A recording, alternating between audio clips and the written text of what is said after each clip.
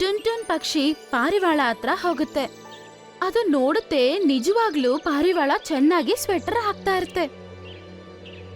ತುಂಬಾ ಒಳ್ಳೆ ಡಿಸೈನ್ ಹಾಕ್ತಾ ಇತ್ತು.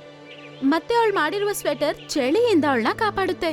ಚುಮ್ರಿ ಪಾರಿವಾಳ, ನಮ್ಮನ್ನ ಕ್ಷಮಿಸು. ನಿಮ್ಮನ್ನ ಇಷ್ಟು ದಿನ ಚುಡಾಯಿಸ್ತಿದ್ವಿ. ನೀವು ತುಂಬಾ ವೇಸ್ಟ್ ಅಂತ ಅನ್ಕೊಂಡ್ವಿ.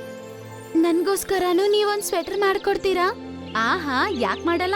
ನನಗೆ ಈ ಕೆಲ್ಸ ಮಾಡೋದು ತುಂಬಾನೇ ಇಷ್ಟ.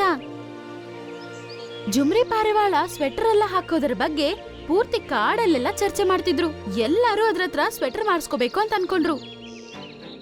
ಈಗ ಜುಮ್ರಿ ಪಾರಿವಾಳ ಸ್ವೆಟರ್ನ ಒಂದು ಅಂಗಡಿ ಓಪನ್ ಮಾಡುತ್ತೆ. ಅಲ್ಲಿ ಜುಮ್ರಿ ಪಾರಿವಾಳ ಸ್ವೆಟರ್, ಕ್ಯಾಪ್ ಎಲ್ಲ ಮಾಡಿ ಮಾರ್ತಿತ್ತು. ಆ ಸ್ವೆಟರ್ ಎಲ್ಲ ಮಾಡಿದ ತಕ್ಷಣ ಮಾರೋಗ್ಬಿಡ್ತಿತ್ತು. ಅದರಿಂದ ಪಾರಿವಾಳ ಯಾರ ಹತ್ರನೂ ಕೈ ಚಾಚುವ ಅವಶ್ಯಕತೆ ಬಂದಿಲ್ಲ ಮತ್ತು ಅದರ ಜೀವನ ಅದೇ ತುಂಬಾ ಸಂತೋಷವಾಗಿ ನೋಡ್ಕೋತಿತ್ತು. ನನ್ನನ್ನ ಕ್ಷಮಿಸು ಚಿಕ್ಕಮ್ಮ, ನಾನವತ್ ನಿಮ್ಮ ಹತ್ರ ತುಂಬಾ ಕೆಟ್ಟದಾಗಿ ಮಾತಾಡ್ಬಿಟ್ಟೆ.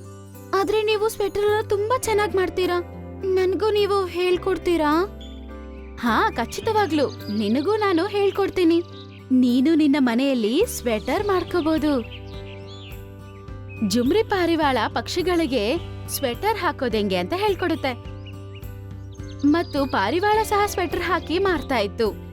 ಅದರಿಂದ ಎಲ್ಲಾ ಪಕ್ಷಿಗಳಿಗೂ ಅದಂದ್ರೆ ತುಂಬಾನೇ ಇಷ್ಟ ಆಗ್ಬಿಡ್ತು. ಇವಾಗ ಅದಕ್ಕೆ ಕಣ್ ಕಾಣಿಸ್ದೇ ಇರೋದು ಯಾರಿಗೂ ಸಮಸ್ಯೆನೇ ಇಲ್ಲ.